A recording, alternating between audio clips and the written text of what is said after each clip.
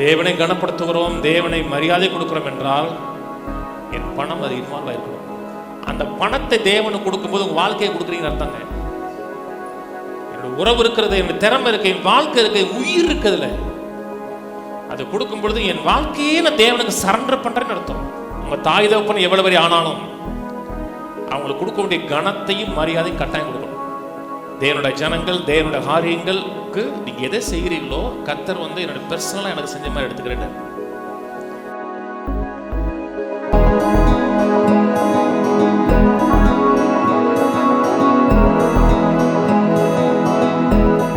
ஒன்னு Samuel திருப்புவோம். 1 Samuel 2ஆம் அதிகாரம் 30ஆம் வசனத்தில் பிற்பகுதி. என்னை கனம் பண்ணுகிறவர்களை நான் கனம் பண்ணுவேன், என்னை அசட்டை பண்ணுகிறவர்கள் கனகீனப்படுவார்கள் என்று கர்த்தர் சொல்லுகிறார். கர்த்தருக்கு பயப்படுகிற பயத்தை குறித்து பேசி வருகிறோம். இந்த ஃபியர் ஆஃப் தி லார்டை குறித்து பேசி வருகிறோம். கர்த்தருக்கு பயப்படுகிற பயம் ஞானத்தை ஏற்படுத்தி கொடுக்கும். கர்த்தருக்கு பயப்படுகிற பயம் உயர்வை ஏற்படுத்தி கொடுக்கும். இதோ கர்த்தருக்கு பயப்படுகிற மனுஷன் இவ்விதமாய் ஆசீர்வதிக்கப்பட்டிருப்பான். ஒரு மனிதன் மெய்யாகவே கர்த்தருக்கு பயப்படுகிறான், கர்த்தரை கனப்படுத்துகிறான், கர்த்தரை தன் வாழ்க்கையில் முதல்ல வைத்திருக்கிறான் என்றால் எல்லா பகுதியிலும் ஆசீர்வாதமா இருப்பான். கையின் பிரயாசத்தில் ஆசீர்வாதம், குடும்ப வாழ்க்கையில் ஆசீர்வாதம், தேசத்தின் நலனை அனுபவிக்கிறதுல ஆசீர்வாதம், எல்லா பகுதியிலும் ஒரு ஆசீர்வதிக்கப்பட்ட வாழ்க்கையா இருக்கும்.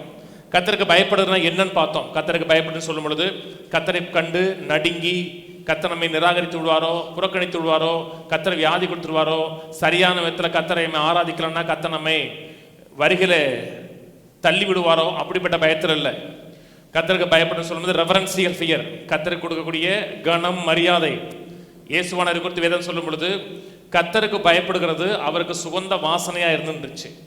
இயேசுவானவர் எப்படி பிதாவாகிய தேவனை ரிலேட் பண்ணாரோ, அந்த உறவு ஐக்கியம் இருந்ததோ, அப்படிப்பட்ட உறவு ஐக்கியம் தான் நமக்கு இருக்க வேண்டும். கர்த்தர் விரும்புகிறார். தேவனை பார்த்து அஞ்சி ஓட விரும்பல, தேவனை பார்த்து தேவனிடத்தில் ஓடி வர கர்த்தர் விரும்புகிறார். தேவனுக்கு பயப்படுகிறோம் என்றால் தேவனை ஹானர் பண்றோம், தேவனை மதிக்கிறோம், மரியாதை கொடுக்கிறோம், ரெவரன்ஸ் கொடுக்கிறோம் அர்த்தம். இங்க கர்த்தர் சொல்கிறார், என்னை கனம் பண்ணுகிறவரனை நான் கனம் பண்ணுவேன். சொல்றது கர்த்தர். கர்த்தர் சொல்லுகிறார் என்றால் கணக்கில் எடுக்கணும். தேவனுடைய ராஜ்யம் விதைப்பும் அறுப்புங்கிற காரியத்தில் நடக்குது. தேவனால் நாம் கனம் பண்ணப்படுவதற்கு நாம் காத்திருக்கொண்ட அவசியம் கிடையாது. முதல்ல தேவனை நாம் கனப்படுத்துகிறோம், தேவனை உயர்த்துகிறோம் என்றால் கட்டாயமாக நாம் திரும்பி கனப்படுத்தப்படுவோம். தேவனுடைய ராஜ்யத்தில் எல்லாமே, நான் சொல்லுவேன் எல்லாமே சொல்லுவேன், எல்லாமே விதைப்பும் அறுப்புங்கிற பிரமாணத்தில் நடக்கிறது. இன்னைக்கு நீங்க இந்த இடத்துல உட்கார்ந்துருக்கீங்கன்னா விதைப்பின் அறுப்பின் மூலமாக தான் இருக்கீங்க. சரீரம் மட்டுமல்ல, உங்களோட ஆவியும் அழிவில்லாத வித்தினால் மறுபடியும் ஜனிப்பிக்கப்பட்டிருக்கிறேன் இருக்கு. நீங்க மறுபடியும் பிறந்திருக்கிறோம் என்றால் தேவனோட வார்த்தையாகி விதை நம்முடைய ஆவியை மறுபடியும் ஜனிப்பித்திருக்கிறது, பிறப்பித்திருக்கிறது. நம்முடைய இருதயத்தை குறித்து வேதம் சொல்லும் பொழுது நல்ல நிலம் சொல்லுது.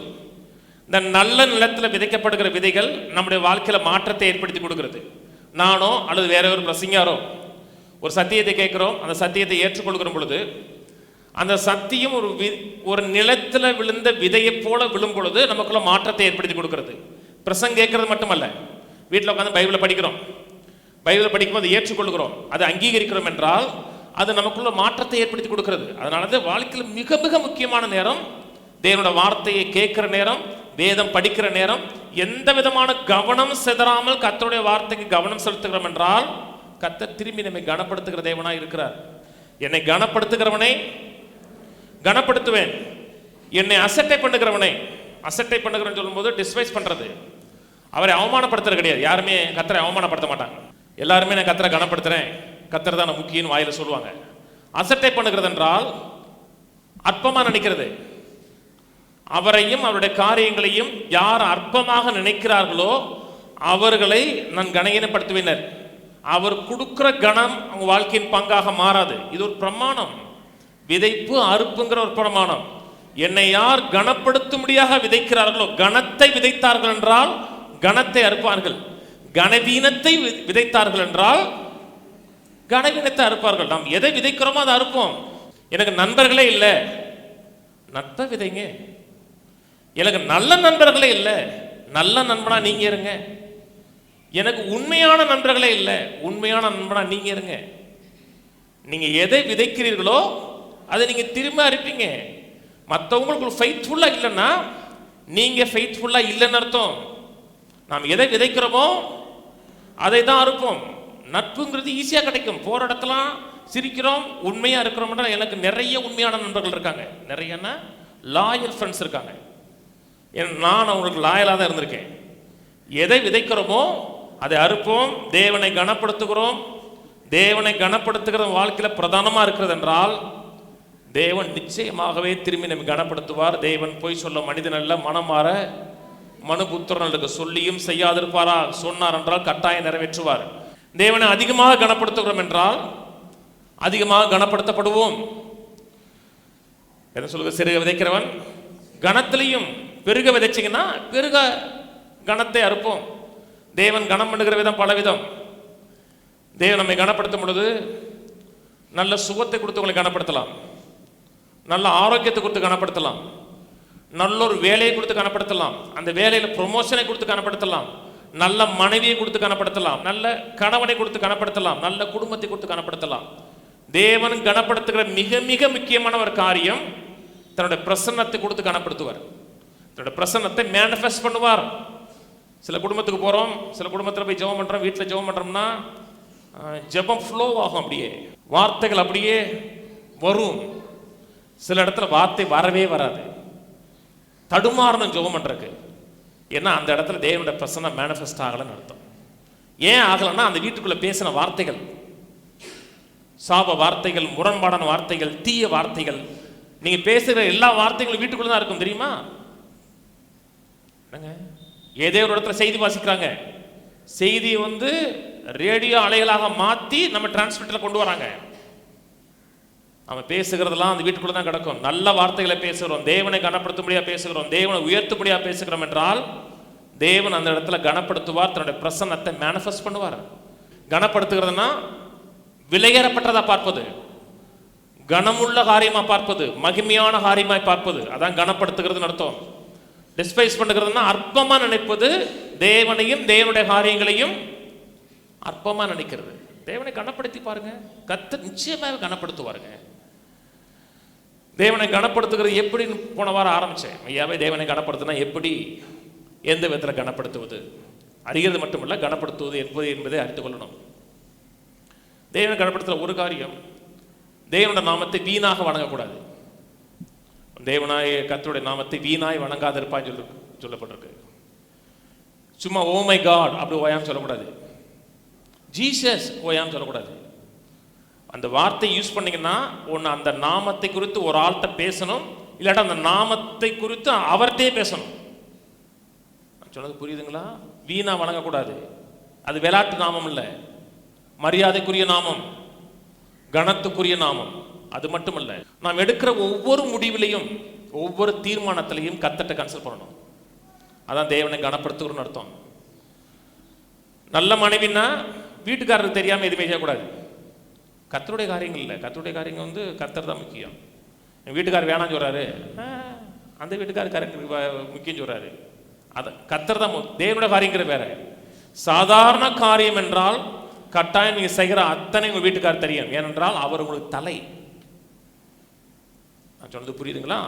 ஒரு சிறு பிள்ளையாக இருக்கிறீர்கள், ஒரு வயசுக்கு உட்பட்டு இருக்கீங்கன்னா நீங்கள் அப்பா அம்மாட்ட சொல்லிட்டு தான் எந்த காரியம் செய்யணும். நான் பலமுறை சொல்லியிருக்கேன், இன்னும் ஞாபகம் இருக்கு. எங்கள் வீட்டிலேருந்து 2 வீட்டுக்கு வெளியே போனால் கம்மா இருக்கு. நான் கம்மாய்க்கு குளிக்க போகும்போதெல்லாம் எங்கள் அம்மாட்ட சொல்லிட்டு தான் போயிருக்கேன், குளிக்க போயிட்டு வந்துடுறேன்னு சொல்லுவேன். நானா ஒரு நாளும் கம்மாயில் விழுந்து கிடையாது. என்னன்னாலும் சொல்லிட்டு போகிறோம். ஏன்னா நம்ம ஒரு குடும்பத்தில் இருக்கிறோம், அந்த அத்தாரிட்டி கீழே இருக்கணும். கவனிச்சேவாங்க, சபையில் இருக்கிறோம்.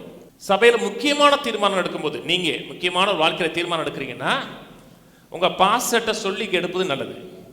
ஏன்னா உங்களுக்கு கர்த்தரனை ஸ்பிரிச்சுவல் ஹெட்டாக வச்சிருக்கிறார்.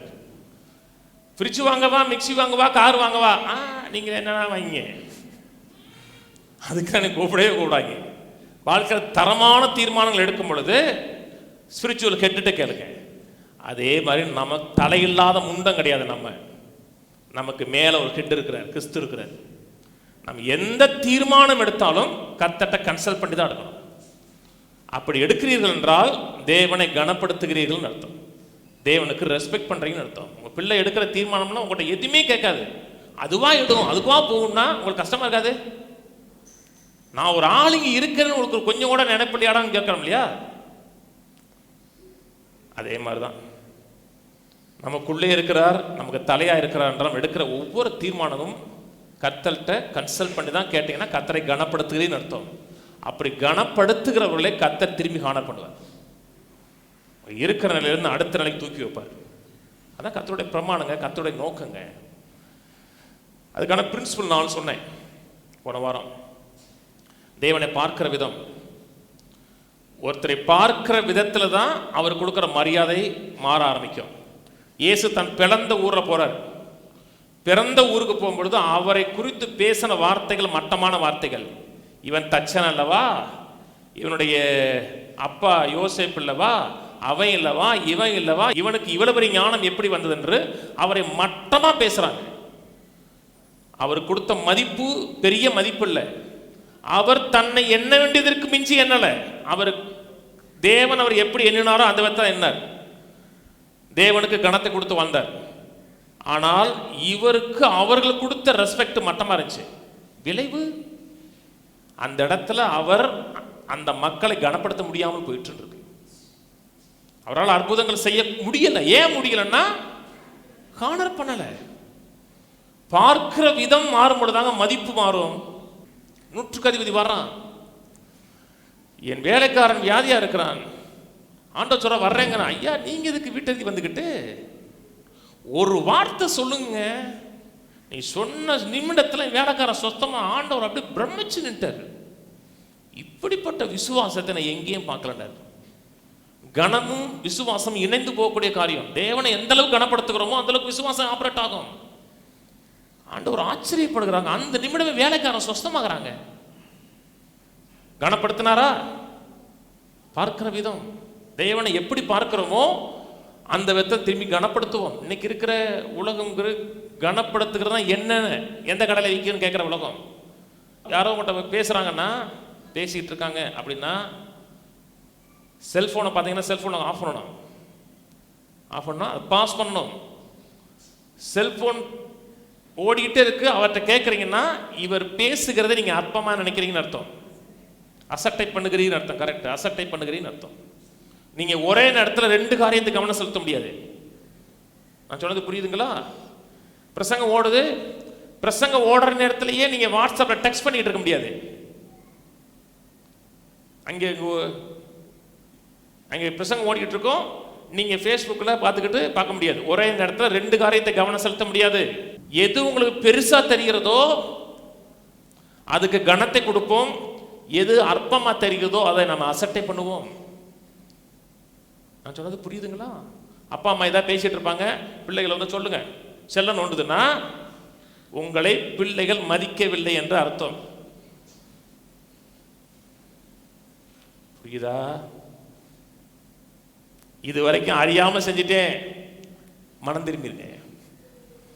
யாராச்சும் ஒன்று பேசுறாங்கன்னா முழு கவனம் அவர் மேல இருக்கும். அதே போல கர்த்தருடைய வார்த்தை பேசப்படுகிற நேரத்தில் எந்த டிஸ்ட்ராக்ஷன் போகக்கூடாது.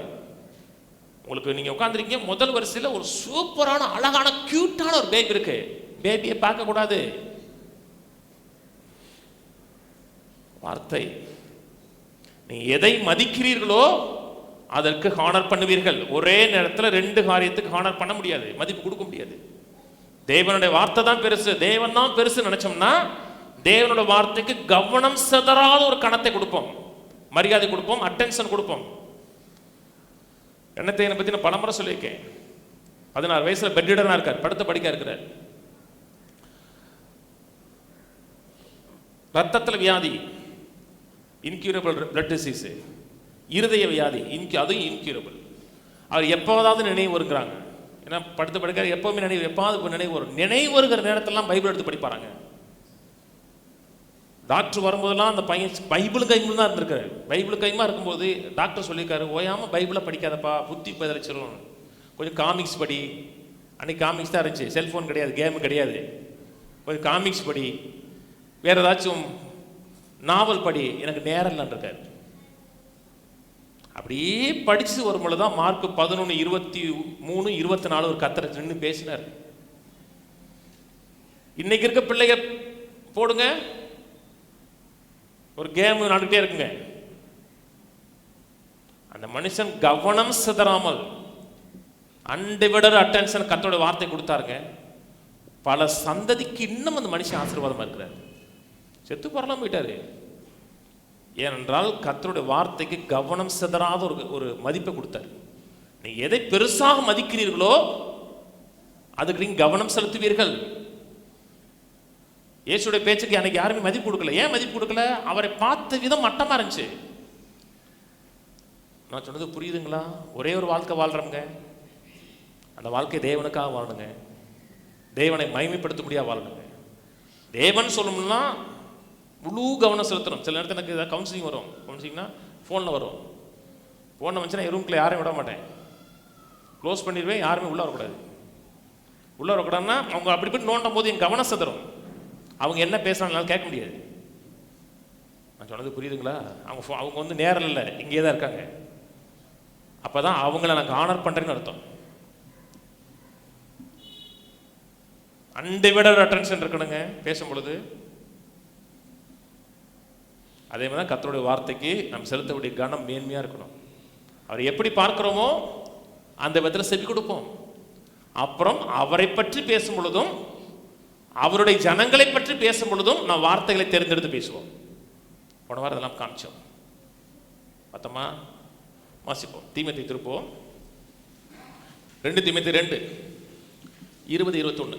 பெரிய வீட்டிலே பொன்னும் வெள்ளியுமான பாத்திரங்களும் அல்லாமல் மரமும் மண்ணுமான பாத்திரங்களும் உண்டு. சில கணத்திற்கும் சில கனவீனத்துக்குமானவைகள். ஆகையால் ஒருவன் இவைகளை விட்டுனா அந்த கனவீனமான காரியங்களை விட்டு. நான் சொன்னது புரியுதுங்களா? மாரல் லைஃப் பற்றி பேசிட்டு வர. ஆகையால் ஒருவன் இவைகளை விட்டு சொல்லும் பொழுது அந்த கனவீனமான காரியங்களை விட்டு தன்னை சுத்திகரித்துக் கொண்டால் அவன் பரிசுத்தமாக்கப்பட்டதும் எஜமானுக்கு உபயோகமானதும் எந்த நற்கிரிக்கும் ஆயத்தப்பட்டதுமான கனத்துக்குரிய பாத்திரமான இருப்பான். கனவீனமான காரியங்களை தன் வாழ்க்கையில் ஒதுக்கி வச்சு எது கனமானது என்று அறிந்து கனமான காரியத்துக்கு அவன் முக்கியத்துவம் கொடுத்தான் என்றால் தேவனால் கனத்தை பெற்ற ஒரு பாத்திரமா இருப்பான் இருக்கு. நாம தான் சூஸ் பண்றாங்க. இது கனத்துக்குரியது, இது கனவீனத்துக்குரியது. இதுக்கு கவனம் செலுத்த கூடாது, இதுக்கு கவனம் செலுத்தணும். நாம தான் கவனம் செலுத்துறோம். கர்த்தருடைய வார்த்தை வரும்பொழுது எந்த விதமான கவனம் சிதறாமல் கேட்கிறோம் என்றால் கர்த்தர் திரும்பி ஹானர் பண்ணுவார். நான் டிரைவ் பண்ணும்போது எனக்கு 2 கவனம் இருக்கும். நான் டிரைவ் பண்ணும்போது சில நேரத்தில் எங்கள் வீட்டில் எனக்கு டிரைவ் பண்ணிட்டான் ஊரை கிராஸ் பண்ணிச்சுன்னா சரி ஓட்டுங்க நான் தூங்குறேன்ருவாங்க எல்லாருமே. இவன் ஒருத்தன் தூங்குவான், பின்னாடி தூங்குவாங்க, எல்லாரும் ஆன் இருப்பாங்க. நம்ம மட்டும் அப்படியே ஓட்டிகிட்டு இருப்போம். ஏன்னா நான் காதில் ஏதாவது போட்டு கேட்பேன். ஒரு பிரசங்கம் கேட்குறேன்னா அந்த பிரசங்கத்தோட ஒவ்வொரு வார்த்தையும் காதுக்குள்ளே போகும். அதே நேரத்தில் ரோட்ல இருந்து ஒரு செகண்ட் கூட என் மைண்ட் மாறாது. அது வந்து ரேர். டிரைவிங்க்கு வச்சுக்கலாம். ஏன் டிரைவ் பண்ணும்போது ஃபோன் பண்ணக்கூடாதுங்கிறாங்க? கவனம் செலுத்துறோம். முக்கியமான காரியத்துக்கு கவனம் கொடுக்க முடியாது. டிரைவ் பண்ணுறதா முக்கியமான நேரம். நான் சொன்னது புரியுதுங்களா? எது கனமானது? வார்த்தை கனமானது, நாமம் கனமானது, ஆத்துமா கனமானது. எத்தனை கனமான காரியங்கள் இருக்குங்க. அபிஷேகம் கனமானது. அபிஷேகம் விலையேறப்பட்டதுங்க. வார்த்தை விலையேறப்பட்டதுங்க. நல்ல மனைவி விலையேறப்பட்டவள் பைபிள் சொல்லுது. அவருடைய விலை முத்துக்களை பார்க்கலும் விலையேறப்பட்டது. எதை நீங்க கனப்படுத்துகிறீர்களோ திரும்பி கனப்படுத்தப்படுவீர்கள். ஆத்துமா விலையேறப்பட்டது. ஆத்துமாய் பார்க்கலும் விலையேறப்பட்டது. இயேசுவின் ரத்தம் விலையேறப்பட்டது. விலையேறப்பட்டது கனம் கொடுக்கிறோம் என்றால் திரும்பி கனப்படுத்தப்படுவோம். 2 கொரிந்தியர் 6:14 வாசிப்போம். 14 7ஆம் அதிகாரம் முதல் வசனம் வரை. அந்நிய நுகத்தில் அவிசுவாசிகளுடன் பிணைக்கப்படாதிருப்பீர்களாக. நீதிக்கும் அநீதிக்கும் சம்பந்தம் ஏது?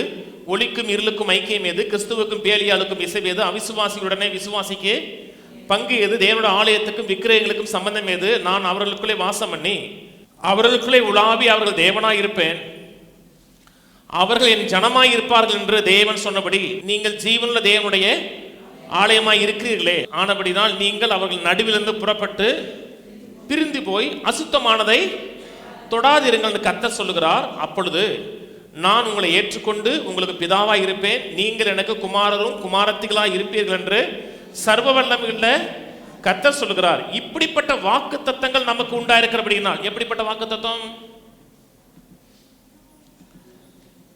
எழுதும் பொழுது ஒரு லெட்டர் இது அப்படியே கண்டினியூஸா எழுதுறாரு.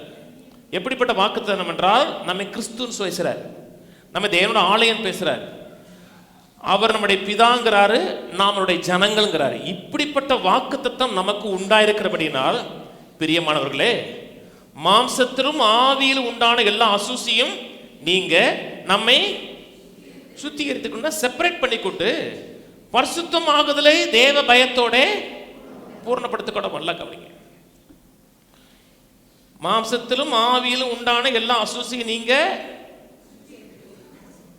நீங்க நம்மை சுத்திகரித்துக் கொண்டு சொல்லல, நம்மை சுத்திகரிக்கணும்.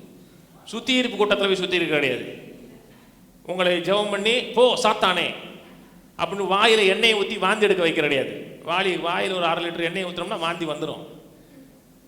அப்படி எண்ணெய் எடுக்க கிடையாது. உங்களை நீங்களே சுத்திகரித்து கொண்டு, இது கனத்துக்குரியது, இது கனவீனத்துக்குரியது. நான் தேவனுடைய பிள்ளை, அது தேவனுடைய பிள்ளை கிடையாது. எதை கனப்படுத்தணுமோ அதை கனப்படுத்தணும், எது கனவீனமா இருக்கிறதோ ஒதுங்கணும். தேவனை கனப்படுத்துகிற லைஃப் நமக்கு இருக்கிறது என்றால் எந்த கண்ணிலையும் சிக்க மாட்டோங்க. என்ன ஒரு தீர்மானம் எடுத்தாலும் இது கனமத்துக்குரியது, இது கனவீனத்துக்குரியது. நான் கிறிஸ்து, அது கிறிஸ்து கிடையாது. நான் சொன்னது புரியுதுங்களா? பிசாசு மட்டமானவங்க. உலகத்தில் இருக்க அத்தனை தீமைக்கும் பிசாசு தான் காரணம். ஏன் அத்தனை தீமையை கொடுத்து மக்களோட வாழ்க்கையில் அழிவை பார்த்து சந்தோஷம் ஏன் படுறான்னா, அவன் கெட்டுட்டான். சில மக்களுக்கு எப்படின்னா, அவங்க கெட்டதுனால அவங்க விட மாட்டாங்க, இன்னும் 2 பேரை கெட்டாதான் சந்தோஷப்படுவாங்க. தெரியுமா?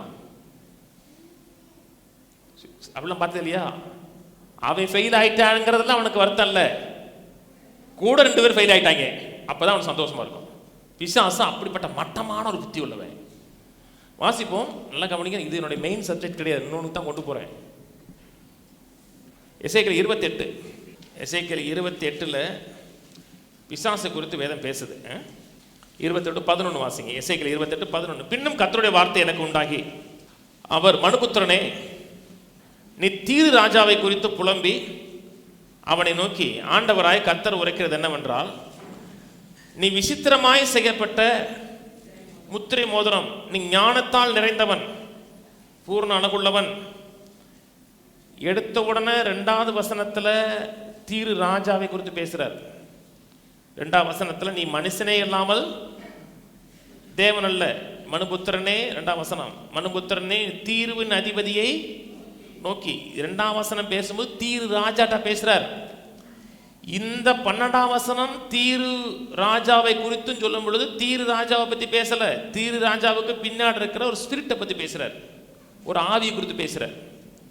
நீ தீரு ராஜாவை குறித்து புலம்பி அவனை நோக்கி, கர்த்தராகிய ஆண்டவர் உரைக்கிறது என்னவென்றால், நீ விசித்திரமாய் செய்யப்பட்ட முத்திரை மோதிரம், ஞானத்தால் நிறைந்தவன், பூர்ண அழகுள்ளவன், நீ தேவனுடைய தோட்டமாகி ஏதேனில் இருந்தவன். தீரு ராஜா ஏதேன் தோட்டத்தில் இல்லை, இருந்தானா? ஆதாம் ஏவாள் உண்டாக்கும் பொழுது பிசாசு இருந்தான். நீ தேவனுடைய தோட்டமாகி ஏதேனில் இருந்தவன். பத்மராகம், புஷ்பராகம், வைரம், படிகப்பச்சை, கோமேதகம், எஸ்பி, இந்திரநீலம், மரகதம், மாணிக்கம் முதலான சகலவித ரத்தினங்களும் பொன்னும் உன்னை மூடிக்கொண்டிருக்கிறது. நீ சிருஷ்டிக்கப்பட்ட நாளில் உன் மேல வாக்கியங்களும் உன் நாகசுரங்களும் உன்னிடத்தில் ஆயத்தப்பட்டிருந்தது.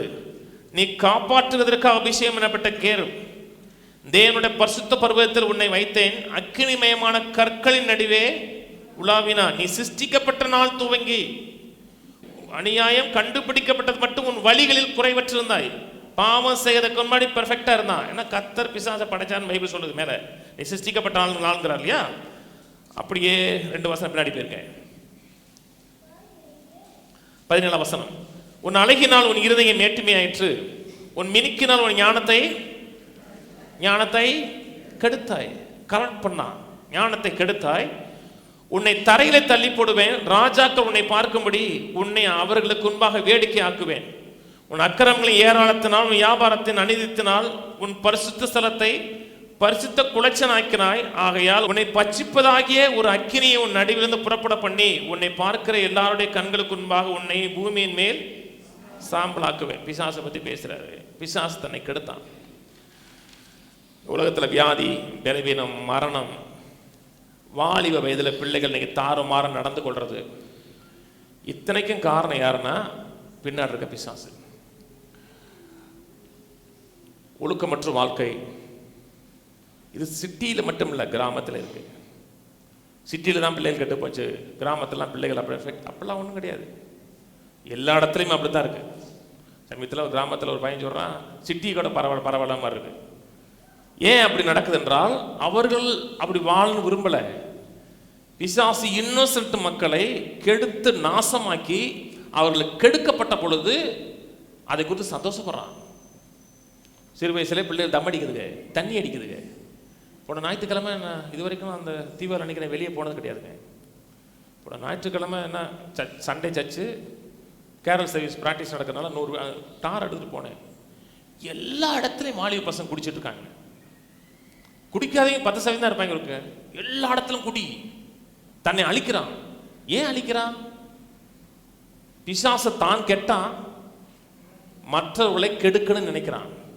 இப்படி அநீதி நிறைந்த உலகத்தில் சரீரத்தை பாதுகாக்க வேண்டும் என்றால் இந்த சரீரம் கனத்துக்குரியது என்பதை நீங்க பார்க்கணும்.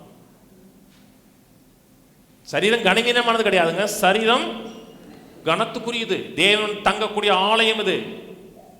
ஒரு ரட்சிக்கப்பட்டவர் இங்கே ஒருத்தர் தண்ணி அடிக்கிறாரு. பிரதர் தண்ணியை அங்கே அடிக்காதீங்க பிரதர், சர்ச்சுக்கு வாங்க, நான் ஊற்றி குடிக்கிறேன். இங்கே அடிப்பண்ணா அடிப்பீங்களா?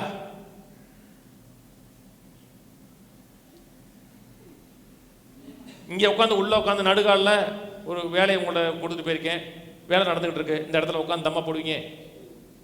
ஏன் அங்கே போடுறீங்கல்ல, ஏன் இங்கே போடல?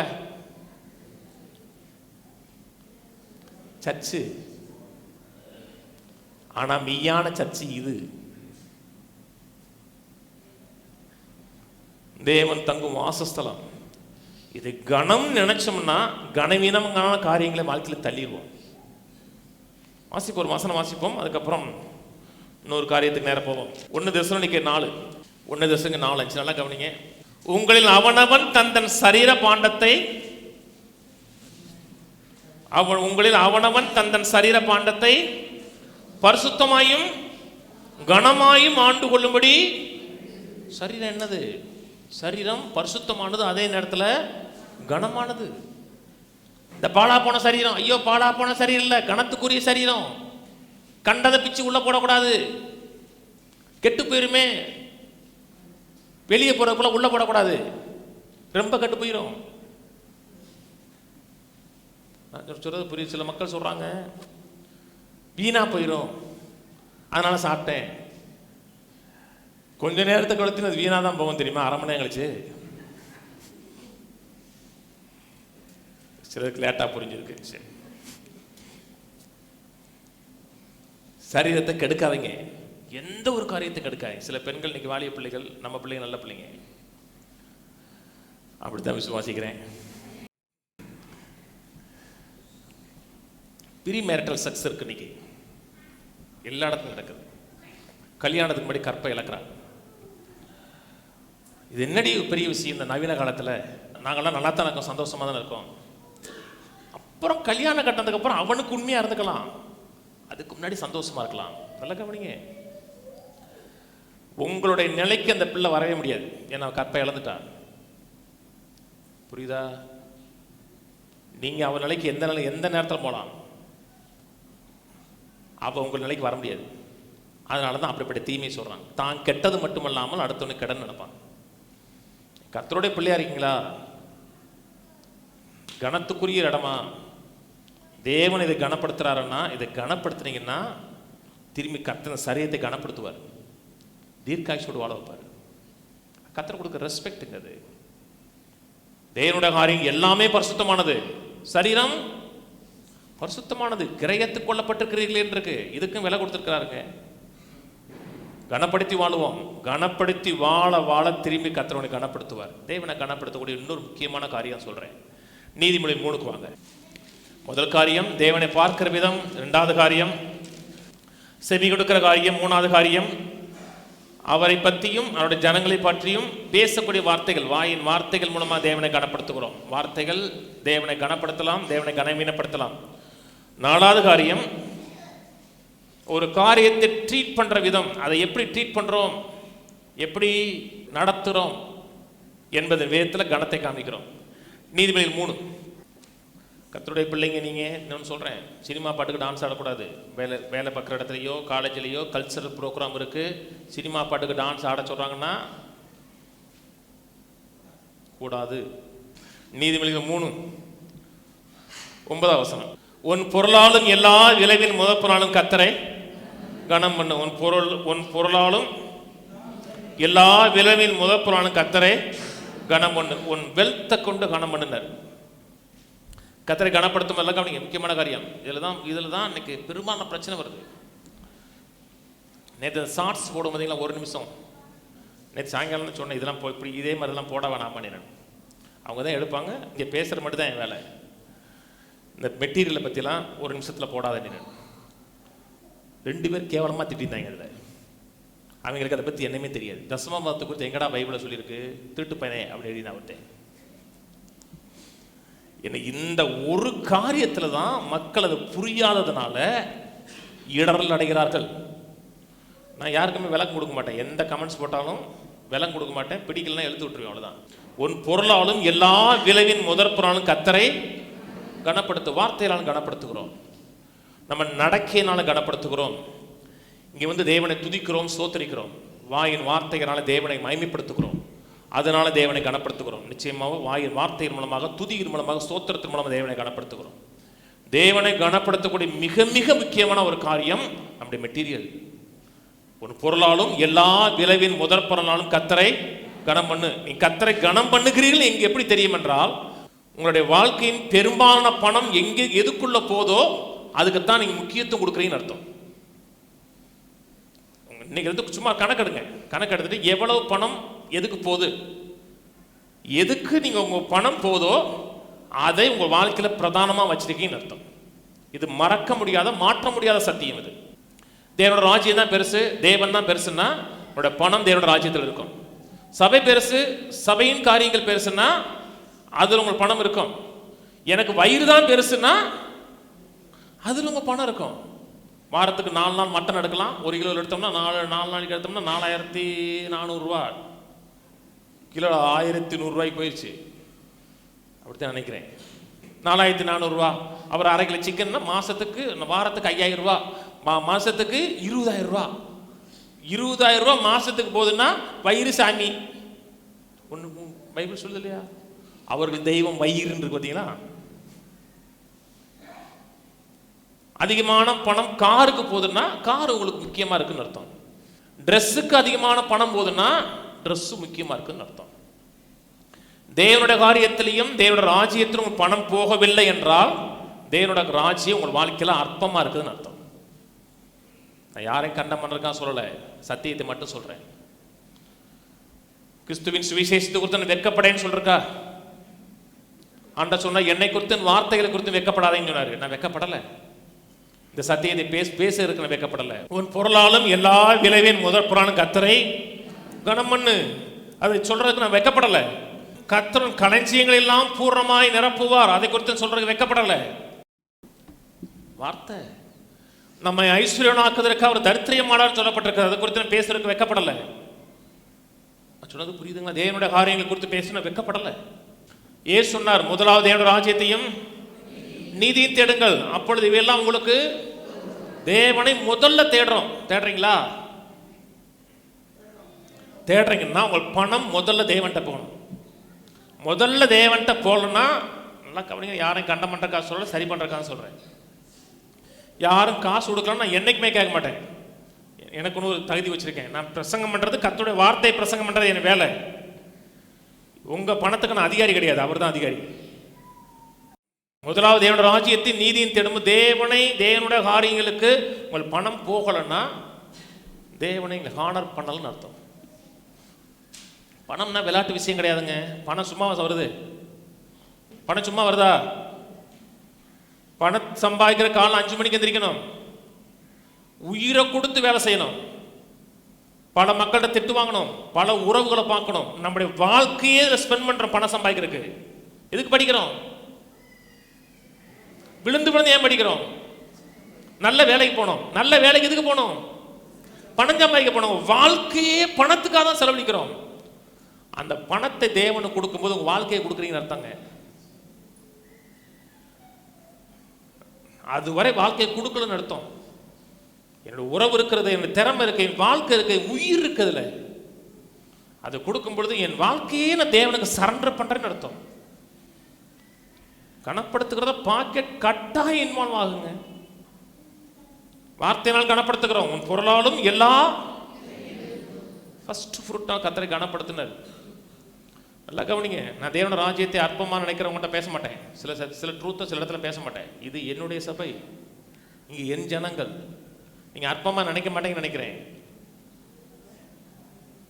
ஒருத்த சத்தம் தான் வருது. நீ தேவனோட காரியத்தை இழிவா நினைக்க மாட்டேங்கன்னு நினைக்கிறேன். அதனால தான் உங்கள்கிட்ட பேசுறேன். சில இடத்துல சில சத்தியங்களை பேச முடியாது. தேவனை கனப்படுத்துகிறோம், தேவனை மரியாதை கொடுக்கிறோம் என்றால் என் பணம் அது இன்வால்வ் ஆயிருக்கணும். அப்போஸ்தலர்கள் திருப்போம். அப்போஸ்தலர் 28:9 27 முழுதும் அந்த கப்பல் சேதத்தில் அவங்க இருக்காங்க.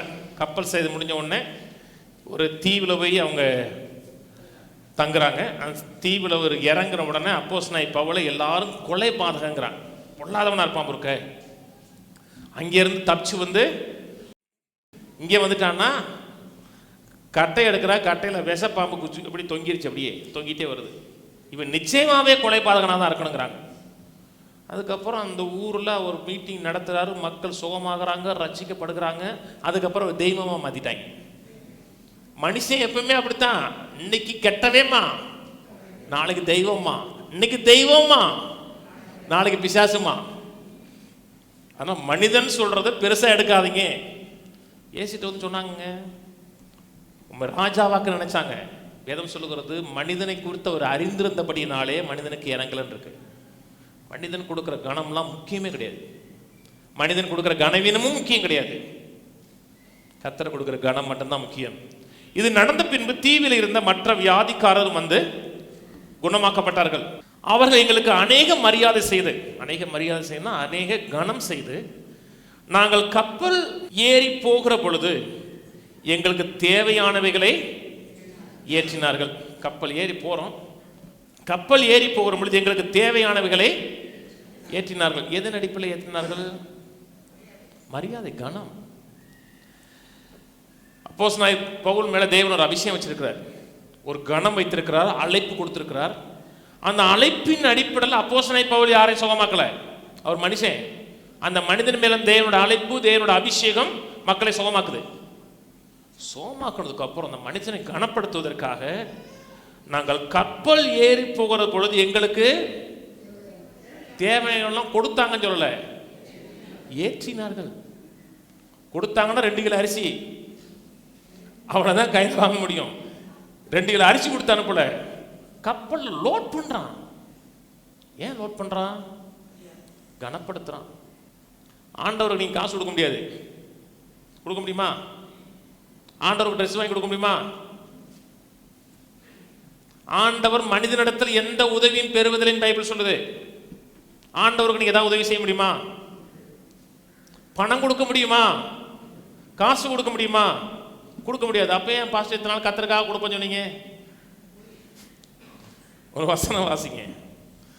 மத்தேயு 25:40 அப்பொழுது ராஜா பிரதியுத்தரமாக, மிகவும் சிறியவராகிய என் சகோதரனாய் இவர்களில் ஒருவனுக்கு நீங்கள் எதை செய்தீர்களோ அதை எனக்கே செய்தீர்கள் என்று மெய்யாகவே உங்களுக்கு, இவங்களுக்கு என்ன செஞ்சீங்களோ எனக்கு செஞ்ச மாதிரி எடுத்துக்கிறேன்.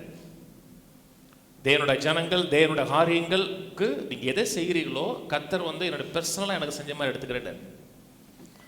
அப்போஸ்தலனாகிய பவுலை கனப்படுத்தல, அப்போஸ்தலனாகிய பவுல் மேல வந்து அபிஷேகத்தை கனப்படுத்தினால. கவனிங்க, நிறைய மக்கள் தேவனோட அபிஷேகத்தினால் வரக்கூடிய பலனை அனுபவிக்கிற மக்கள் கம்மி தான். அபிஷேகத்தை கனப்படுத்தவில்லை என்றால் அபிஷேகத்தினால் வரக்கூடிய ரிசல்ட் உங்கள் வாழ்க்கையில் கிடைக்காது. என்னை மதித்தீர்கள் என்றால் என் மூலமாக இருக்கக்கூடிய அந்த அபிஷேகம் உங்களுக்கு வேலை செய்யும். என்னை மதிக்கலைன்னா ஜெபம் பண்ணா கூட ஒண்ணுமே நடக்காது. என்னை எதை மதிக்கிறோமோ அதன் மூலமாக தான் கனத்தை பெற முடியும். இது ரிசல்ட்டுங்க, கனம்ங்க. ஒருத்தர் எல்லையில்லாத மதிக்கிறோம்னா அவருக்குள்ள இருக்கிற அந்த அபிஷேகம், அந்த ஆற்றல் வெளியே வர ஆரம்பிக்கும். Mark திருப்போம், mark 7. மதிக்கிறோம்னா வார்த்தை மாறிடுங்க, பேசுற விதம் மாறிடும். இது கர்த்தருடைய வார்த்தை. மதிக்கிறோமா? அதை பைபிள் சொல்லணும் அப்படின்னா நீங்க மதிக்கலன்னு அர்த்தம். பைபிள் சொல்லுதுன்னா ஃபைனல் ரிசல்ட் அர்த்தம். பைபிளா சொல்லிச்சு அப்படின்னா ஏத்துக்கிறேன்னா, பைபிள் 1000 சொல்லுங்க அப்படின்னா நீங்க இதை கனப்படுத்தவில்லைன்னு அர்த்தம். மார்க் 7 9ஆம் வசனம். பின்னும் அவர் அவர்களை நோக்கி, நீங்கள் பாரம்பரியத்தை கை கொள்ளும்படிக்கு தேவனுடைய கட்டளைகளை வியர்த்தமாக்கினது நன்றாய் இருக்கிறது. எப்படி எனில், உன் தகப்பனை உன் தாயை கனம் பண்ணுவாயாக என்றும் தகப்பனையாவது தாயாவது நிந்திக்கிறவன் கொல்லப்பட வேண்டும் என்றும் மோசே சொல்லியிருக்கிறாரே. நீங்களோ ஒருவன் தன் தகப்பனையாவது தாயாவது நோக்கி, உனக்கு நான் செய்யத்தக்க உதவி எது உண்டோ அதை குர்பான் என்னும் காணிக்கையாக கொடுக்கிறேன் என்று சொல்லிவிட்டால் அவனுக்கு கடமை தீர்ந்ததென்று சொல்லி அவனை இனி தன் தகப்பனுக்காவது தன் தாய்க்காவது யாதொரு உதவி செய்ய ஒட்டாமல்ங்கிறார். இல்லை கவனிங்க, உன் தகப்பனை தாயும் கனம் பண்ணுவாயாக இருக்கு. கனம் பண்ணுவாயன்னு சொல்லும் பொழுது தாய் தகப்பனுக்கு கீழ்ப்படுகிறத குறித்து இங்கே பேசல, அது வேற. ஒரு குறிப்பிட்ட வயசு இருக்கிற வரை தாய் தகப்பனுக்கு நாம் கீழ்ப்படுகிறோம். பிள்ளைகளே பெற்றோருக்கு கீழ்ப்படியுங்கள். குறிப்பிட்ட வயசு வரை பெற்றோருக்கு நாம் கீழ்ப்படுகிறோம். வாழ்நாள் முழுக்க பெற்றோர்கள் கீழ்ப்படுகிறோமான்னு கேட்டால் கிடையாது. கவனிச்சவங்க விளை சொல்றேன், பதிலாங்க என்னடா அப்படி சொல்றாருங்க. பிள்ளைகள் வளர்ந்ததுக்கு அப்புறம், ஒரு ஸ்டேஜ் வளர்ந்ததுக்கு அப்புறம் பிள்ளைகள் நீங்கள் கண்ட்ரோல் பண்ணக்கூடாது, பரிசுத்த ஆவியானவர் கண்ட்ரோல் பண்ணணும். பிள்ளைகள் உங்க கட்டுப்பாட்டுக்குள்ள இருக்கக்கூடாது, ஆவியானுடைய கட்டுப்பாட்டுக்குள்ள இருக்கணும். அதான் வளர்ச்சி. சொன்னது புரியுதாங்க? வளர்ச்சி அடைஞ்சிட்டீங்க, பிள்ளை வளர்ந்துருக்கிறான்னா நீங்க ஞானமுள்ள தாய் தகப்பனா இருந்தீங்கன்னா பிள்ளைய ஆவியானுடைய கையில ஒப்பு கொடுத்துடணும். அவன் நீங்க ஒரு தீர்மானம் சொல்றீங்க, அது ஆவியானால் நடத்தப்பட்டதுன்னு எடுத்துக்கலாம், மாம்சத்துக்குரிய நடக்கூடாது. அது கீழ்ப்படுகிறது. நீங்க எவ்வளவு பெரிய ஆளானாலும், உங்க தாய் தகப்பன் எவ்வளவு பெரிய ஆனாலும் அவங்களுக்கு கொடுக்க வேண்டிய கனத்தையும் மரியாதையும் கட்டாயம் கொடுக்கணும். ரெஸ்பெக்ட் வேற, கனம் வேற. கவனிங்க. இல்லைங்க என் தகப்பனுக்கெல்லாம் மரியாதை கொடுக்க முடியாது, பொல்லாதவங்க, குடிகாரங்க, துன்மா இருக்கங்க, அவர் எப்படிப்பட்ட ஆளா இருந்தாலும் நீங்க கொடுக்க வேண்டிய கனத்தை கட்டாயம் கொடுக்கணும். ஏனென்றால் இப்படி இருந்தா ரெஸ்பெக்ட் கொடுன்னு சொல்லல, உன்னை பெத்து எடுத்திருக்காங்க கனம் கொடுன்னு இருக்காரு, அவ்வளவுதான். வேற எந்த வித நிபந்தனையும் சொல்லலைங்க. உங்களுடைய கனத்தை பெறுவதற்கு அவர்கள் ஒரு நல்ல காரியம் செய்ய வேண்டிய அவசியம் கிடையாது. சொன்னது புரியுதுங்களா? இல்ல தாய் சரியில்லைங்க, வாயாடிங்க, பொல்லாதவங்க, ஊர் சண்டையெல்லாம் இருந்துட்டு வருவாங்க, கொடுக்க வேண்டிய கனத்தை மட்டும் கொடுங்க. அவங்களோட உடன்படுங்கன்னு சொல்லல, அவங்களோட ஐக்கியப்படுங்கன்னு சொல்லல, கட்டாயம் ஹானர் பண்ணணும். தாய் தகப்பனை ஹானர் பண்றதுக்கு அவர்கள் எப்படி இருக்கிறாங்கன்னு அடிப்படையில் அல்ல. சொன்னது புரியுதுங்களா? பெத்து எடுத்திருக்காங்க. கனப்படுத்துகிறதுனா என்ன?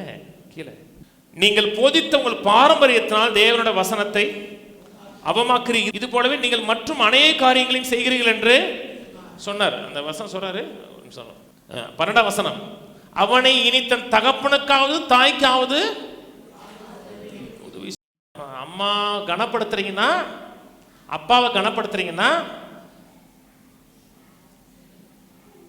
உதவி செய்யணும். மாமியாவுக்கு செய்யணும்னு சொல்லலைங்க, அம்மாவுக்கு செய்யணும். முதல்ல கனம் மெட்டீரியலா உள்ள போடும். சொன்னது புரியுதுங்களா? மாமியாவுக்கு அக்கா அசிங்கமா பேசக்கூடாது, மரியாதை வேற. ஆனால் கனப்படுத்துகிறோம் என்றால் ஏசு இன்டர்பிரட் பண்றது இதை. நீங்க தாயின் தகப்பனை கனப்படுத்துறீங்கன்னா பண உதவி கொடுக்கணுங்கிறாரு. அன்னைக்கு எது என்ன சொன்னான்னா, தாய் தகப்பனா பணம் கொடுக்க வேணாம், தாய் தகப்பனை கொடுக்கக்கூடிய பணத்தை குர்பான்கிற காணிக்கையா கொடுத்தா அப்பா அம்மா காசு கொடுக்கலன்னாங்க. காணிக்கை கடவுள் கொடுத்துரு, அப்பா அம்மா கொடுக்கலன்னாங்க. அப்பதான் சொல்றாரு, தேவனோட வார்த்தை அவமாக்குறீர்கள். ஒன்னு தீமையத்தில் சொல்றாரு, நன்றாய் விசாரணை செய்கிற மூப்பர்கள் ரெட்டிப்பான கணத்துக்கு பாத்திரர்கள் சொன்னாரா? 1 தீமோத்தேயு 5:17 சொன்னார். போடு 10 வருஷம் போடு.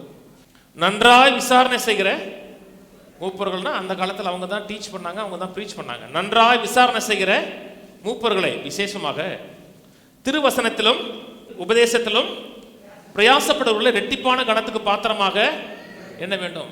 ரொம்ப பேருக்கு என்ன வேலைன்னா, பிரசங்க இருக்குன்னா வேலைலாம் நடக்கிறாங்க.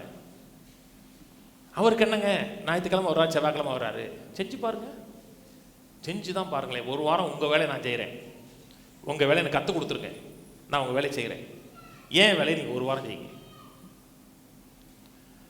இது வந்து சிலபஸ் கிடையாது.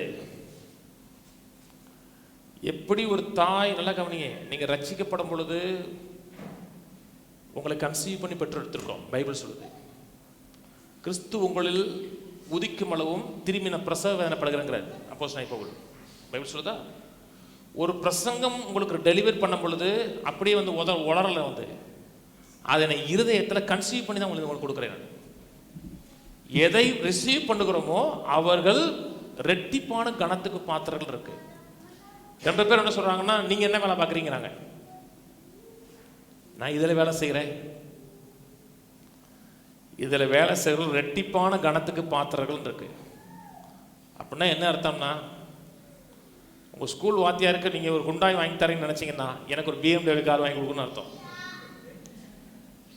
நான் உதாரணத்துக்கு தான் சொன்னேன், வாங்கி கொடுக்கணும்னு சொல்லவே இல்லை. ஏன்னா அவரை பார்க்கலும் நான் ரெட்டிப்பான கணத்துக்கு பாத்திரன். நான் யார்கிட்ட எதுவுமே டிமாண்ட் பண்ணலைங்க. ஏன்னா ஒருத்த ஹானர் பண்ணுறோம்னு என்ன அர்த்தம் என்றால் மெட்டீரியல் இன்வால்வ் ஆகணும். தாய் தப்பனை கனப்படுத்துகிறோமா, அவங்களுக்கு கோடி கணக்கில் காசு இருக்கு, இல்லைங்க ஒரு ட்ரெஸ் வாங்கி கொடுங்க, ஒரு கிறிஸ்மஸ்க்கு நல்ல ட்ரெஸ் வாங்கி கொடுங்க, ஒரு சூட் வாங்கி கொடுங்க, அதான் கனப்படுத்த. இல்லைங்க அவர் காசு இருக்கு, அவர் காசு இருக்கு, எனக்கு நிறைய காசு இருக்கு, ஆமேன்னு சொல்லிருங்க. இருக்கு இருக்கு இருக்கட்டும், அப்படியே இருக்கட்டும். என் பிள்ளைகள் வளர்ந்ததுக்கு அப்புறம் எனக்கு ஒரு வாட்ச் வாங்கி கொடுத்தா சந்தோஷப்படுவேன். அந்த வாட்ச் என்னால் வாங்க முடியாதுங்கிறதுனால இல்லை, அதை ஹானர் பண்றதுன்னு அர்த்தம். அதான் கர்த்தரை ஹானர் பண்றதுன்னு அர்த்தம். தேவனை கனப்படுத்தணும்னா தேவனை கனப்படுத்துகிறோம், தேவன் ஏற்படுத்தின உறவுகளை கனப்படுத்துகிறோம். கடைசியாக ஒரே ஒரு வசனம் சொல்லி முடிச்சிடறேன். யோவான் 12 வாங்க. யோவான் 12 பஸ்கா பண்டிகை வர 6 நாளைக்கு முன்னே இயேசு தாம் மரணத்திலிருந்து எழுப்பின லாசர் இருந்த பெத்தானியாவுக்கு வந்தார். அங்கே அவருக்கு ராவிருந்து பண்ணினார்கள். மார்த்தாள் பணிவிடை செய்தால், லாசருவும் அவருடனே கூட பந்தி இருந்தவர்களில் ஒருந்தவன் 11ஆம் அதிகாரத்தில் செத்து போனவன் உயிரோடு எழுப்பியிருக்கிறாரு. அப்பொழுது மரியாள் விளையேறப்பட்ட களங்கமில்லாத நலதம் என்னும் தைலத்தில் ஒரு ராத்தல் கொண்டு வந்து அதை இயேசுவின் பாதங்களில் பூசி தன் தலைமயிரால் அவருடைய பாதங்களை துடைத்தாள். அந்த வீடு முழுவதும் தைலத்தின் பரிமளத்தினால் நிறைந்தது. இன்னொரு இடத்துல சொல்லப்பட்டிருக்கிறது தலையில கொட்டினான் இருக்கு. இங்கே சொல்லும் பொழுது காலில் ஒத்து தலைமயிர். தலைங்கிறது பெண்ணுக்கு வந்து கனமாடி, பெண்ணுக்கு முடி கனத்துக்குரியது. எதை கனத்துக்குரியதுன்னு நினைச்சாலோ அதை கொண்டு காலை துடைக்கிறார். அவர் சீசர் ஒருவனும் அவரை காட்டி கொடுக்க போறவனுமாகிய சீமனுடைய குமாரனை யூதாஸ் காரியத்து இந்த தைலத்தை 300 பணத்துக்கு விட்டு தரித்திரத்துக்கு கூடாமல் போனது என்ன என்றான். கவனிங்க, இயேசு வீட்டுக்கு வர்றார், சாப்பிட்றாரு. மரியாள் காஸ்ட்லி பெர்ஃப்யூம். இன்னைக்கு ரேட்டு போட்டோம்னா அன்னைக்கு வந்து பணத்துக்கு மதிப்பு கிடையாது, இன்னைக்கு பணம் மதிப்பு கூட. இன்னைக்கு ரேட்டு போட்டோம்னா அது 1.5 லட்சம் 2 லட்சத்துக்கு மேலே காஸ்ட்லியான சென்ட்டு. அவள் ஒரு எடுத்து லைட்டாக அப்படி காலில் அடி தடவி துடைக்கல, உடைச்சு ஊத்துறா. சிலலாம் சொல்றாங்க இல்லையா, ஏசுநாதன் மாதிரி நீங்க ஊழியம் செய்யுங்கிறாங்க இல்லையா. ஏசுநாதன் மட்டும் இன்னைக்கு இப்படி இருந்தாருன்னா இப்படி ஊழியம் செய்ய மாட்டாரு. அவர் என்ன செஞ்சான்னு கொஞ்சம் பாருங்க. காஸ்ட்லி பெர்ஃப்யூமுங்க. உடைச்சு ஊத்தும் பொழுது யூதாஸ்காரியன்னு சொல்றான், இதை விற்று ஏழையில் கொடுத்துருக்கலாமே. இயேசு மெய்யாவே அதை விசுவாசித்திருக்கிறார் என்றால் ஆடம்பரமான காரியத்தை அனுபவிக்க கூடாது. இதே வாய்க்கு வயிற்றுக்கு தான் இருக்கணும். அடிப்படை தேவைகள் சந்திக்கப்பட்டா போதும். இருக்க ஒரு வீடு இருக்கணும், ஒரு சின்ன வீடு இருக்கணும், ஒரு சாப்பாடு இருக்கணும், உருக்க உடை இருந்தால் போதும். அப்படி நினச்சிருந்தாருன்னா இந்த பொண்ணு உடைக்கும் போது, ஏம்மா உன் இருது எனக்கு தெரியுமா, என் மேலே நீ வச்சிருக்க மதிப்பு தெரியுமா, உனக்கு என்ன இந்த சென்ட்டு என் மேலே படணும், லைட்டாக தொட்டு வைவேன், இது ஒரு 1.5 லட்சத்துக்கு விற்று அந்த ஏழைகளுக்கெல்லாம் கொடுத்துருவேன் அப்படி சொல்லியிருக்கலாம். இயேசு சொல்லலை. இயேசு அவள் செய்வதற்கு தடை செய்யவே இல்லை. கவனிங்க, ஏன் செஞ்சா? அவர் மேலே இவளுக்கு இருந்த மரியாதை, அவரை கனப்படுத்த வேண்டுங்கிற ஒரு ஹார்ட், அன்பு, நன்றி எறிதல் உடைச்சு ஊத்துறாங்க. இயேசு பிறந்தப்ப ராஜாக்கள் வர்றாங்க. 3 ராஜாக்கள் வரலங்க. நம்ம ஏன் 3 ராஜாக்கள் சொல்றோம்? ராஜாக்கள் வந்தார்கள். பொருள் 3: தங்கம், தூபவர்க்கம், வெள்ளை போலம், எல்லாமே காஸ்ட்லி. இயேசு கொடுத்தாங்க. இயேசுடைய தாய் தகப்ப என்ன பண்ணாங்க? அதை வித்து ஏழையில் கொடுத்துட்டாங்களா? வாங்கி யூஸ் பண்ணாங்க. இயேசு வந்து தரித்திரியமா இருந்தாரா? இயேசு தரித்திரத்தை பிரசங்கம் பண்ணாரா? நல்லா சாப்பிட்டாரா? சாப்பிட்டாருன்னு சொல்லல, நல்லா சாப்பிட்டாரு. அவர் நல்லா சாப்பிட்ற பார்த்து என்ன சொன்னாங்கன்னா, இவர் போஜன பிரியனாங்க. யார் வீட்டில் போய் சாப்பிட்டாரு? பெரிய பெரிய பணக்கார வீட்டில் போய் சாப்பிட்டாரு. பாவிகள் வீட்லையும் சாப்பிட்டாரு, பணக்கார வீட்லையும் சாப்பிட்டாரு. ரிச்சா இருந்தாரா? கப்பல்ல பிரயாணம் பண்ணாருங்க. அடிக்கடி கப்பல்ல டிராவல் பண்ணாரு. கழுதியில போனார். அன்னைக்கு ராஜாக்கள் கழுதியில போனாங்க. அன்னைக்கு அதான் வெஹிக்கிள். இவ வந்து ஊத்துறா. சீசர்கள் விசனம் அடைகிறான். இவெல்ல எல்லா சீசனும் அடையறான். கிட்டத்தட்ட எல்லாருமே கோபமடைஞ்சான். இயேசு தடை செய்யல, அலோ பண்றாரு. எல்லாரும் அவளை திட்டுறாங்க. உனக்கு அறிவில்லை, உனக்கு புத்தி இல்லை, இதை போய் பிரசங்கியார் கொடுத்துக்கிட்டு இருக்கியே, இதெல்லாம் வித்து ஏழையில் கொடுக்க வேணாம். ஏழைகளுக்கு உதவி செஞ்சாங்களா? அவங்க உதவி செஞ்சாங்க. அவன் வெளியே போகும்போது சில சொல்றாங்க, ஏழைகளுக்கு உதவி செய்ய போறாம இருக்காங்க. ஏழைகளுக்கு உதவி செய்கிறதே பழக்கமா வச்சிருந்தாங்க அவங்க. ஏழைகளுக்கு உதவி செய்யணுமா? செய்யணும், நான் செய்கிறேன். ஆனா கத்தரை கொடுக்க வேண்டிய கனம் வேற, அது வேற. மக்கள் இன்னைக்கு கத்தரை கனப்படுத்தல. அந்த மக்கள் சீசர்கள் கிட்டத்தட்ட எல்லாருமே கனப்படுத்தல. அவரை ஏன் கனப்படுத்தலைன்னா, அவரை பார்க்கலும் அந்த சென்ட்டை பெருசா நினைச்சாங்க. சென்ட் பெருசா, அவர் பெருசாங்க. அவர் தாங்க பெருசு. அவன் என்ன நினைச்சானா, சென்ட்டை காட்டலாம் அவர் பெருசுனா. 1 இயர் சேலரிங்க. உங்களுக்கு மாசம் 4 லட்சம் சம்பளம்னு வச்சுங்க, 48 லட்சம். 48 லட்சம் அப்படியே கொடுக்குறீங்க, 1/2 கோடி பக்கத்தில் கொடுக்குறீங்க. இது என்ன இவ்வளவு கொடுக்கலாமா அப்படின்னா, உங்களுக்கு பணம் பெருசா தெரியுதுன்னு அர்த்தம். நான் சொல்றது புரியுதுங்களா? 2வது காரியம் ஏன் விசனம் அடைந்தார்கள் என்றால், அந்த காசெல்லாம் அவ வந்து இந்த 12 பேர் கையில கொடுத்துருந்தாலும் சந்தோஷமா இருப்பான். இருப்பானா? இன்னைக்கு இந்த கூலியத்தை கொடுக்கறது, கத்தரை கனப்படுத்துறத பத்தி குறை சொல்றாங்க தெரியுமா? அவன்கிட்ட வந்து காசை கொடுத்துருங்க பேசாம இருவான். இந்த குறை சொல்றவன் எவனுமே கொடுக்காதவங்க, கொடுக்குற யாருமே பேசுறது கிடையாது. நான் வாழ்க்கையில் அனுபவிச்ச ஒரு காரியம். ஏராளம் கொடுக்குறாங்க பார்த்தீங்களா, ஒரு வார்த்தை பேசுறது கிடையாது. ஏன்னா இதை நான் கத்தரை கனப்படுத்துறேன்னு நினைக்கிறாங்க. அவன் திருடன். யார் ஆரம்பிச்சான் இந்த பேச்ச? ஆரம்பிச்சு யாரு? திருடன். ஏன் அவன் திருடனா இருந்தபடியான்னு இருக்கு.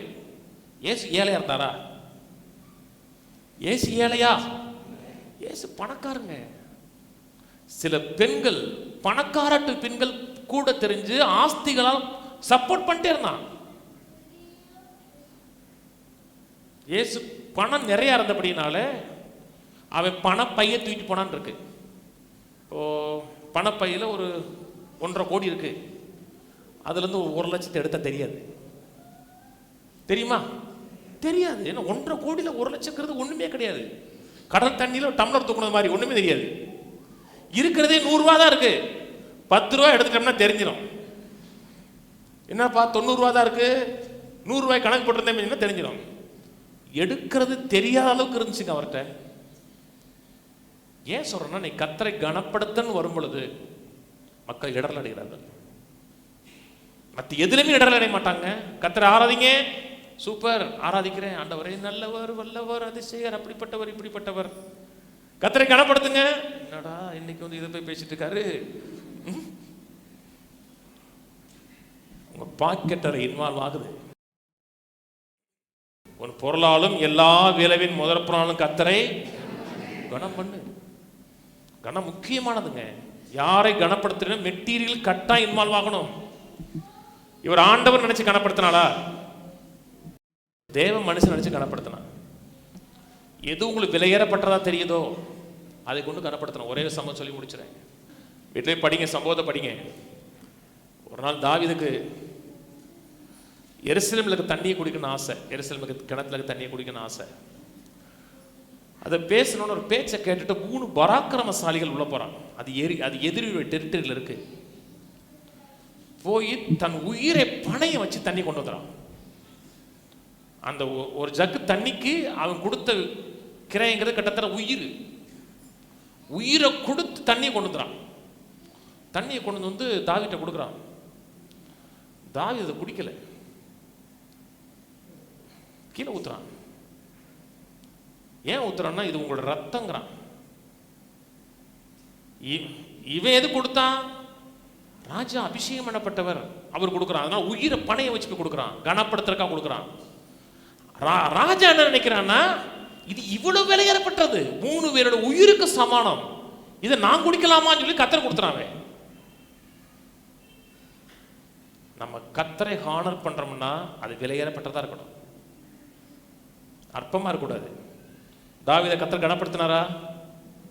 உயர்த்தி கொண்டே வந்தார். அதான் கர்த்தர் கொடுக்குற மரியாதை. அப்படிப்பட்ட கனத்தோடும் மரியாதை கர்த்தர் கொடுக்குறோம் என்றால் நம்ம ஏழையா இருக்க மாட்டோம், குறைவில் இருக்க மாட்டோம், தாட்சியில் இருக்க மாட்டோம், நாளுக்கு நாள் பெருகிட்டே இருப்போம். சங்கீதம் 128 சொன்னது அப்படி இருக்கும். இதோ கர்த்தருக்கு பயப்படுற மனுஷன் லிஸ்ட் போடலாம். குடும்பம் நல்லா இருக்கு, பிள்ளைகள் நல்லா இருக்கு, பொருளாதாரம் நல்லா இருக்கு, ஹெல்த் சவுண்டா இருக்கு. கர்த்தரை முதல்ல வைங்க, தேவனோட ராஜ்யத்தை முதல்ல வைங்க. நீங்க ஏழையா போக மாட்டீங்க, ஏழையா இருக்க இம்பாசிபிள்ங்க. எப்படி 10ஆம் அதிகாரத்துல அவர் ஆஸ்திகளை கொள்ளையிடும் பொழுது அதை சந்தோஷமா கொடுத்தார்கள் இருக்கு.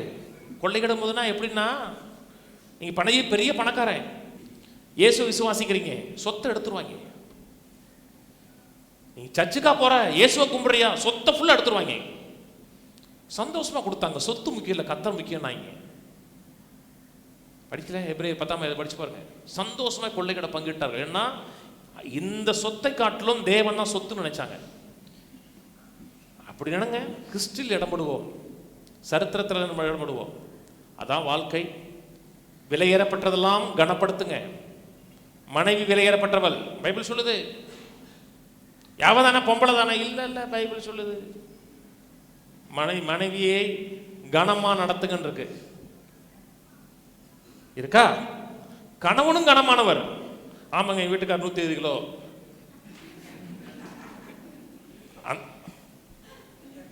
அந்த கடன் இல்லை, பெர்சனாலிட்டி, தலை.